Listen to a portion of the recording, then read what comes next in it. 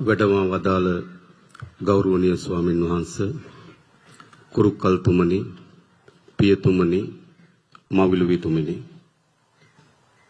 ගරු අග්‍රාමාත්‍යතුමනි විපක්ෂ නායකතුමනි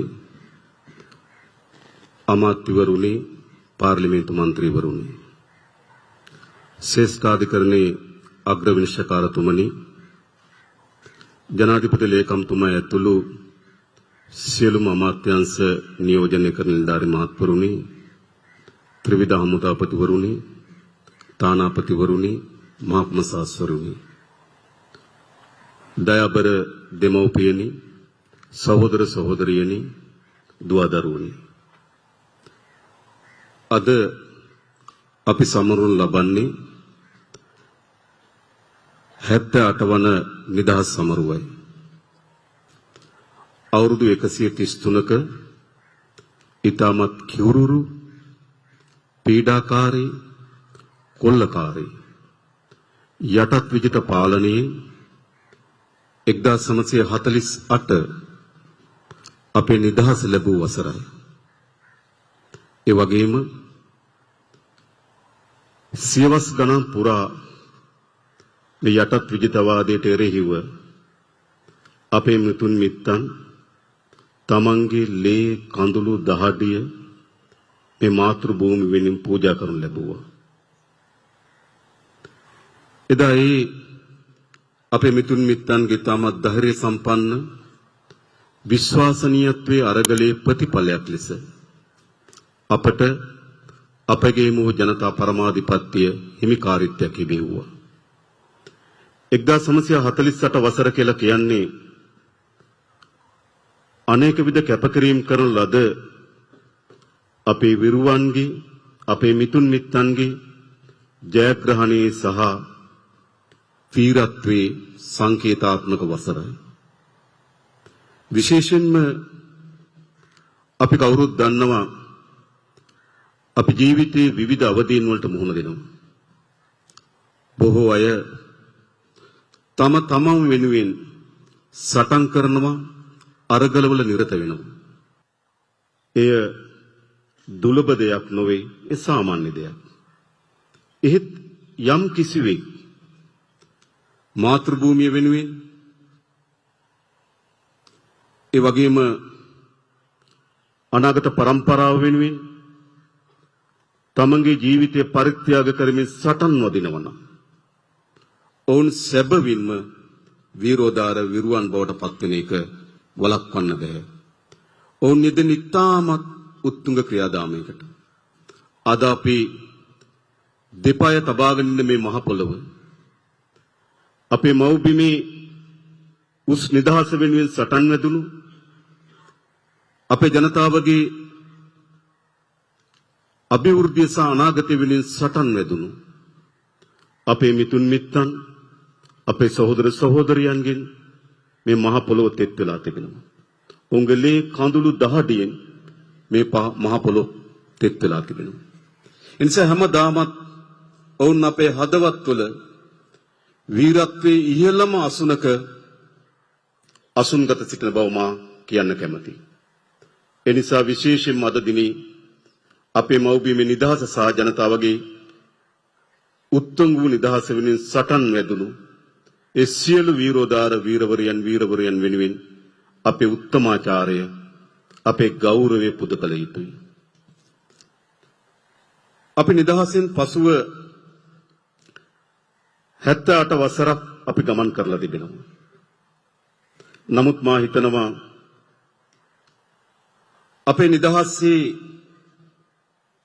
ඊටමත් වැදගත් කාර්යභාරය වෙන්නේ නිදහස පරිපූර්ණත්වයට පත් වෙන්නේ අපි මොනතරම් ප්‍රමාණකින් ආර්ථික වශයෙන් නිදහස අත්පත් කරගන්න පුළුවන්ද කියන සාධකයේ මත.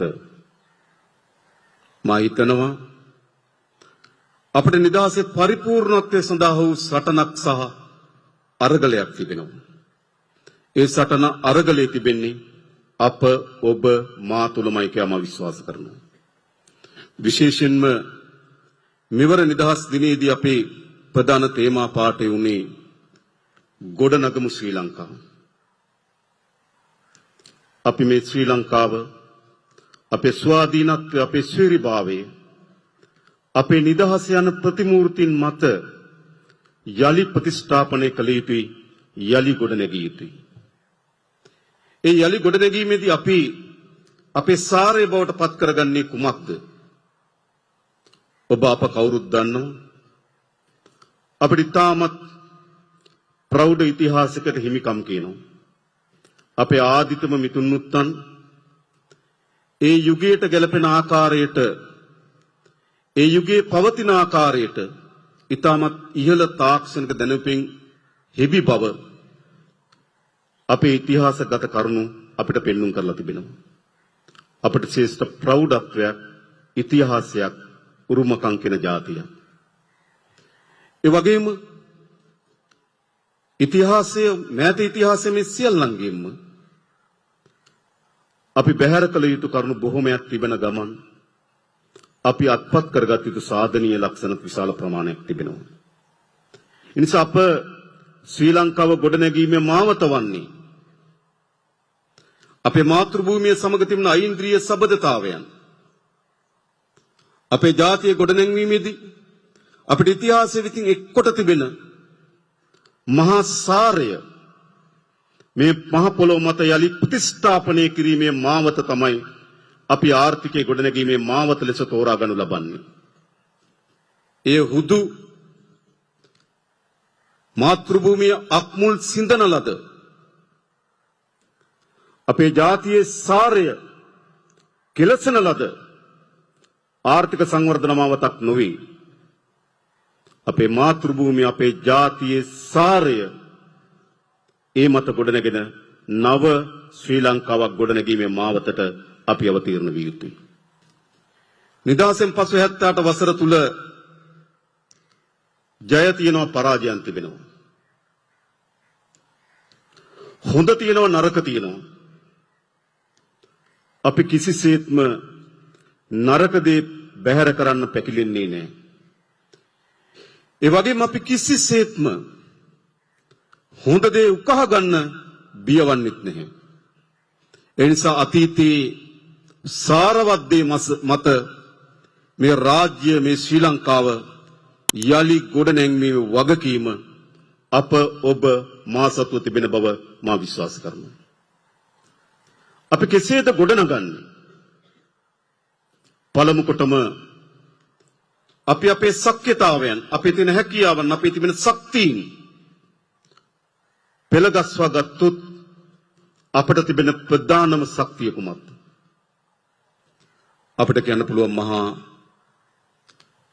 සමුද්‍ර කලාපයකට අපි හිමිකම් කියනවා කියලා. අපිට කියන්න පුළුවන් ඉතාමත් හොඳ දේශගුණික කලාපයක අපි පිහිටා තිබෙනවා කියලා. අපිට කියන්න පුළුවන් අපේ ස්වභාවික සම්පත් වලින් අනුුණයි කියලා. හැබැයි අප විශ්වාස කරනවා ඒ සියල්ලටම වඩා මහගුම සම්පත වන්නේ අපේ රටේ මානව සම්පත. නිසා අපේ රට ගොඩනැගීම සඳහා තිර අධිෂ්ඨානයකට අපි එනවා නම් අපේ මානව සම්පත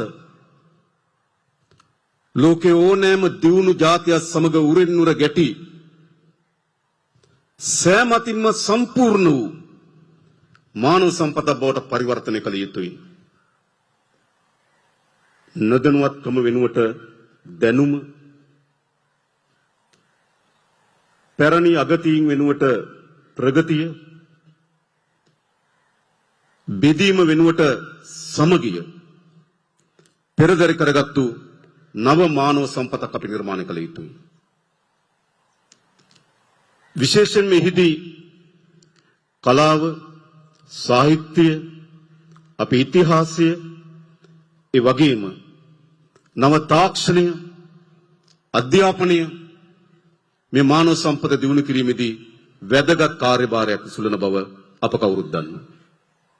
එසේනම් අපිට අපේ රටේ දියුණු මානව සම්පතක් ගොඩනගන්න කුමකින්ද?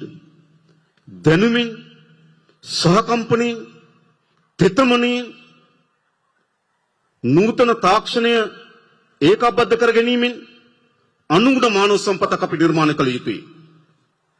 ඒ නිර්මාණය කරන්න නම් අපි අපේ අධ්‍යාපන ශාස්ත්‍රයේ විශාලතම පරිවර්තනීය යුගයක් අපි ආරම්භ කළ යුතුයි. අපි ඒ සඳහා සූදානම්. පැරණි අගතී මොනතරම් ප්‍රමාණයට එම නව විනිසෙක් ගොඩනැගීම සඳහා දරන ප්‍රයත්නයට බාධා කරනවා නම් ඒ සියල්ලට එරෙහිව නව දැනුම, නව තාක්ෂණය, නව මානවය නිර්මාණය කිරීම සඳහා අවශ්‍ය වෙන පරිවර්තනීය කාර්යභාරය ඉටු කරන්න අප සූදානම්. ඒ සඳහා මේ රටේ පොදු ජනයාගේ සහාය ලැබෙන බව මා විශ්වාස කරනවා. ඒ වගේම ඊළඟ ප්‍රධාන සාධකයේ බවට පත් වෙන්නේ කුමක්ද? අපි අපිට මානව ශක්තිය ප්‍රධාන ශක්තියක් වෙන බව ඇත්ත. හැබැයි ශක්තිය රඳා පවතින්නේ අපි බෙදීමෙන්ද, අපි එකතු වීමෙන්ද? අපි සතුව තිබෙන ප්‍රධානම ශක්තිය වන අපේ මානව සම්පතේ ශක්තිය රඳා පවතින්නේ අපගේ සමගි භාවය වෙනුවෙන් පමණයි. අපි බිඳුනොත් අපේ ශක්තියින් දුබල වෙනවා. අපි බෙදුනොත් අපේ ශක්තියින් දුබල වෙනවා. අපි එකිනෙකා කෙරෙහි වෛරය, ක්‍රෝධය, සැකය, ගැටුම නිර්මාණය වුණොත් අපේ ප්‍රධානම ශක්තිය දුබල වෙනවා. ශ්‍රී ලංකාව ආගම් කීපයක් අදහන ජනතාවක් ඉන්න රටක්. තමන්ට අනන්‍ය වූ සංස්කෘතින් කීපයකින් හෙබි ජනතාවක්. ඒ වගේම ප්‍රධාන වශයෙන් භාෂාවන් දෙකක් තමගේ මව් භාෂාව බවට පත් කරගත්තු ජනතාවක්. විශ්වාසයන්, සංස්කෘතීන්, ඇදහිම් වල වෙනස්කම් තිබෙනවා. අපි ආයුත්තේ කොතනටද? මේ වෙනස්කම් අපිට උපයෝගී කරගන්න පුළුවන් ගැටුම වෙනුවෙන්. මේ වෙනස්කම් අපිට අනේකාට එරෙහිව අවියක් හැටියට ඔසවා තබන්න පුළුවන්. හැබැයි එයම අපේ ශක්තියින් දුබල කර ගැනීම. අපේ පරමාර්ථ වන්නේ කුමක්ද? මේ වෙනස්කම් වලට ගරු කරමින් එකිනෙක ජන කණ්ඩායම් වල අනන්‍යතාවය පිළිගරගනිමින් එහෙත් ශ්‍රී ලාංකීය ජාතිය ලෙස අපි කල්පනා කරන නව පරිවර්තනීය යුගයක් අපිට අවශ්‍යයි. අපේ ශබ්දකෝෂයේ තියෙන අවලස්සනම වචන දෙක කුමක්ද? ජාතිවාදය, අන්තවාදී. එනිසා අපි විශ්වාස කරනවා ජාතිවාදයේ සහ අන්තවාදයේ විසින් විය හැකි වන්නේ අපි සතුව තිබෙන ශක්තියින් අපම ස්වෙන්වම විනාශ කර ගැනීමයි, දුබල කර ගැනීමයි. එනිසා මා නැවත සපත කරනවා අපි අපේ රටේ කිසිදු බෙදීමකට, ජාතිවාදයකට, අන්තවාදයකට ඉඩ නොදෙන බවත්, අපේ රටේ ජාතික සමගිය, අපේ රටේ ගොඩනැගීමේ ප්‍රධානම ශක්තිය අපි ගොඩනගන බවත් මේ රටේ ජනතාවට මා ප්‍රකාශ කරන්න කැමතියි. ඊළඟ ප්‍රධාන කාර්ය වෙන්නේ කුමක්ද? අපිට ශක්තිමත් මානව සම්පතක් ගොඩනගා ගැනීම, මානව සම්පතේ සමගිය නිර්මාණය කර ගැනීම, අනතුරුව ඒ සියලු දෙනාට නීතිය, විධානයේ ආධිපත්‍ය සමානාත්මතාවයෙන් යුතුව සාධාරණව ඉෂ්ට කර ගැනීම. අපි රාජ්‍යයක් ගොඩනැගිය යුතුයි. අපි නව ශ්‍රී ලංකාව ගොඩනැගිය යුතුයි. සෑම දෙනාම නීතිය කියන රේඛාවට යටින් සිටිය යුතුයි. අපේ රට යලු පොදු ප්‍රවේශය තුල නීති විධානයේ ආධිපත්‍ය පිළිබඳව විශ්වාසය තහවුරු කර යුතුයි. මම හිතන කිසිදු නිවැරදි පුද්ගලෙක් නීති විධානයේ ආධිපත්‍ය තහවුරු කිරීමට බියවන්නේ නැති බවක්, සෑම නිවැරදි පුද්ගලයෙක්ම නීති විධානයේ ආධිපත්‍ය අපේක්ෂා කරන බවක් අප දන්නවා. එහෙත් නීති විධානයේ ආධිපත්‍ය නොසලකා හරිනෝ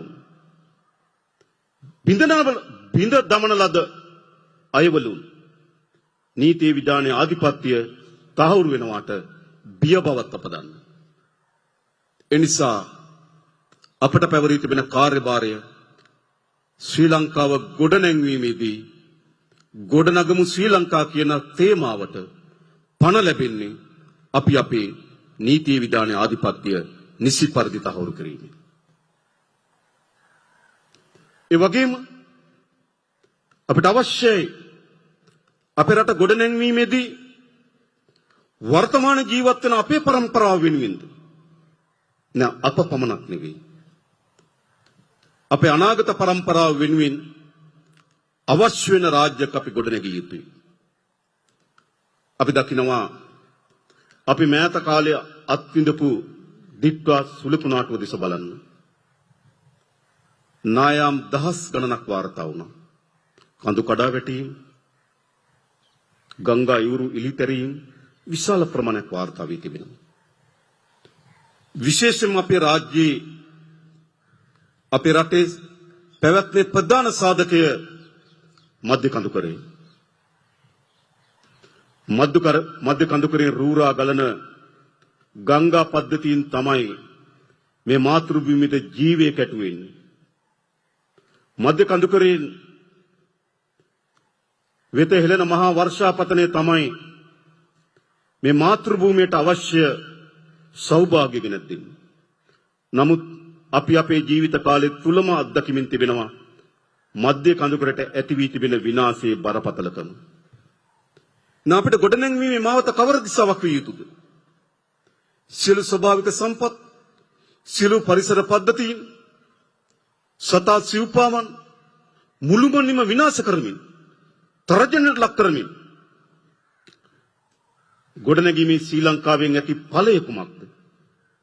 අපි අපේක්ෂා කරන්නේ පාරිසරික පද්ධතිය ඉතාමත් හොඳින් ශක්තිමත් කරන අපි ඉපදෙනකොට තිබුණු ගහ කොළ සතා සිව්පාවා සෞන්දර්ය පරිසරය සමහර විට ඒ වගේම එහෙම නැත්නම් ඊටත් වඩා වැඩියෙන් අපේ අනාගත પરම්පරාව වෙනුවෙන් සුරක්ෂිත කර දීම තමයි ගොඩනගමු ශ්‍රී ලංකා අපේ ප්‍රධාන කාර්යභාරයක් විය යුතු වන්නේ.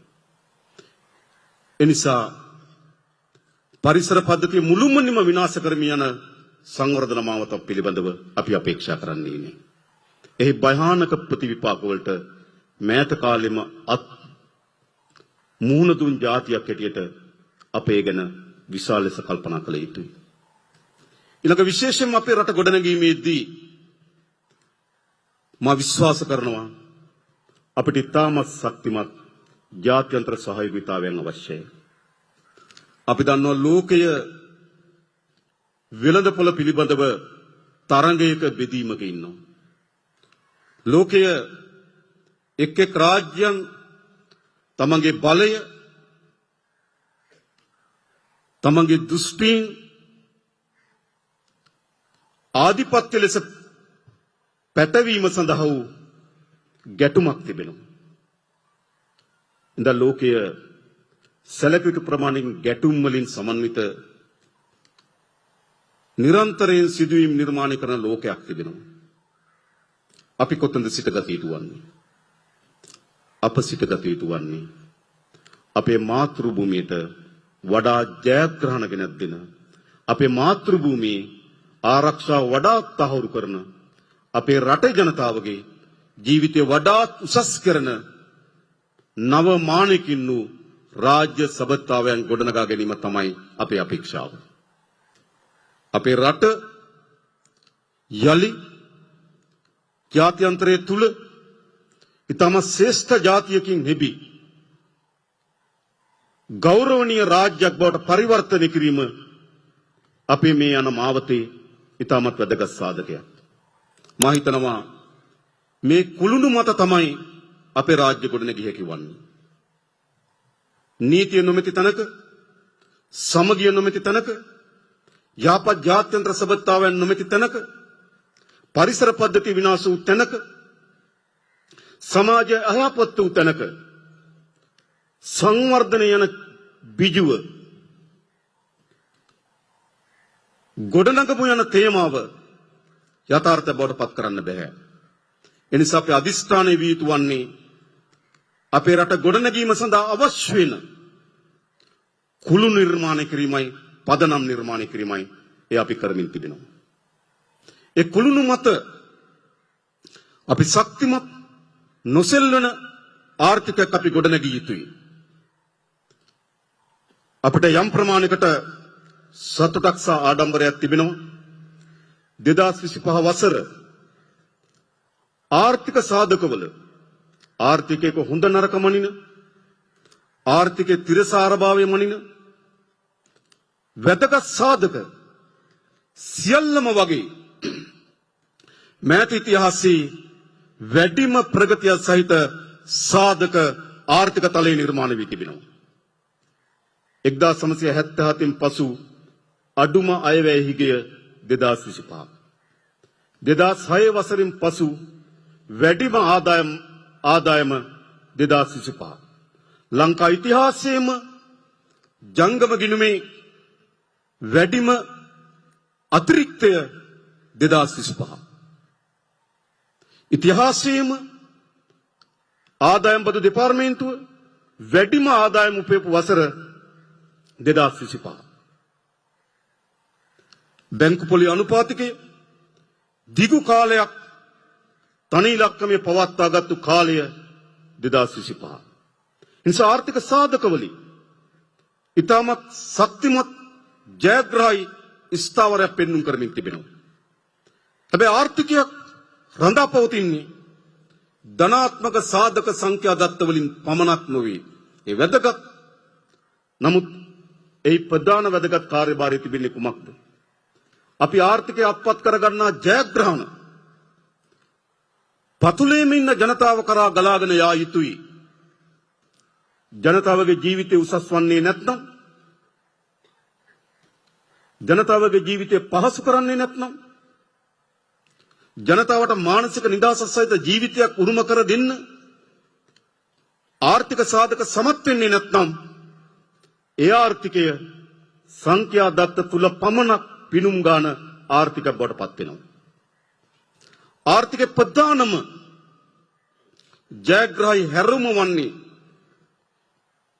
අපි ආර්ථිකයේ ඉහළ තලයේ උපයා ගන්නා ශක්්‍යතාවයන් ආර්ථිකයේ ඉහළ තලයේ අත්පත් කර ගන්නා ජයග්‍රහණයන් ඈත ගමේ පහළම පුරවැසියාගේ ජීවිතය උසස් කළ යුතුයි. ඒ ජීවිතය පහසු කළ යුතුයි. එනිසා යලි ගොඩනැගෙන ශ්‍රී ලංකාවේ අභිප්‍රාය ආර්ථිකයේ පහළම ජන කණ්ඩායමට දක්වා ආර්ථිකයේ ප්‍රතිලාභ ගලාගෙන යන නව ශ්‍රී ලංකාවක් ගොඩනැගීම අපේ අපේක්ෂාවයි. අපි කළ යුතු තිබෙනවා. ඒ වගේම නිදහස එය පූර්ණ නිදහස බවට පරිවර්තනය වන්නේ අපි මොනතරම් ප්‍රමාණයකට ආර්ථික වශයෙන් ශක්තිමත්ද කියන සාධකයේ මත. ආර්ථිකයේ දායකත්ව කාර්යයන් දෙකකින් වැදගත්. එක පැත්තකින් ජනතාවගේ ජීවිතය උසස් කරන්න, දෙවෙනි පසින් අපේ රටේ ශ්‍රීභාවයේ ස්වාධිපත්‍ය ස්වාධීනත්වයේ බලය තහවුරු කරගන්න. එහෙනම් අපි මොකද්ද කළ යුතු වන්නේ? ඒ සඳහා අවශ්‍ය වන නව ආර්ථික දැක්මකින් යුතුව අපේ රටේ ආර්ථිකය ගොඩනැන්විය යුතුයි. ඒ සඳහා මේ වන විටක් අපි අපේ කර්මාන්තකරුවන්, ව්‍යවසායකයන්, අපේ රාජ්‍ය සේවය,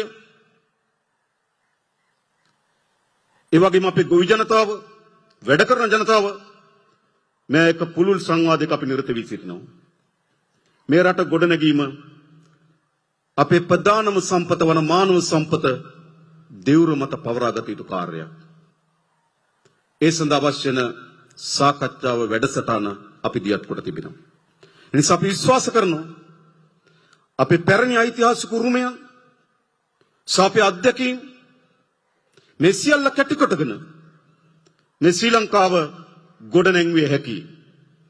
ඒ නිසා මේ 78 වන නිදහස් දිනේදී අපි අපේ හදවතට, අපි අපේ ඥාණයට එකතු කළ යුතු වන්නේ මේ රට ගොඩනැගීම පිළිබඳව තිර අධිෂ්ඨානය. මේ රට ගොඩනැගිය යුතුයි. ජනාධිපතිවරයා ලෙස මාද, අපේ කැබිනට් මණ්ඩලයේද, පාර්ලිමේන්තුවේ අපේ විපක්ෂ නායකතුමාද රාජ්‍ය සේවයේද අපේ හාමුදුරන් වහන්සේලා අපේ ආගමික සංස්ථාවන්ද මේ සියලු දෙනා මා හිතනවා අපි තිර අධිෂ්ඨානයකට එමු මේ රට ගොඩනංවමු සෑම අතින්ම. අප්‍රිකානු හිතෝපදේශයක් තිබෙනවා ඔබට වේගෙන් යන්න අවශ්‍ය නම් තනියම යන්න. ඔබට වේගෙන් යන්න අවශ්‍ය නම් තනියම යන්න. හැබැයි ඔබට වැඩි දුරක් යන්න අවශ්‍ය නම් එකට යන්න. අපිට අවශ්‍ය වෙ තිබෙන්නේ කුමක්ද? අපිට අවශ්‍ය වෙ තිබෙන්නේ සෑම ශාස්ත්‍රයකම වැඩි දුරක් යන්න. ආර්ථිකය අපි වැඩි දුරක් යා යුතුයි. නීති විධාන ආධිපත්‍ය වැඩි දුරට තහවුරු කළ යුතුයි. අපේ පරිසර පද්ධතිය වැඩි දුරට ආරක්ෂා කළ යුතුයි. එනම් ඒ ගමන ජය හැකි වන්නේ තනිව නොවේ. අපිට තනිව වේගයෙන් යන්න පුළුවන්. හැබැයි කෙටි දුරයි. අපිට අවශ්‍ය වෙන්නේ වැඩි දුරක් යන්න. ඒ වැඩි දුර යාම සඳහා අපි එකට යමු කියලා ආරාධනා කරමින් මා නතර වෙනවා. බොහොම ස්තුතියි. තෙරුවන් සරණයි දෙවි පිහිටයි.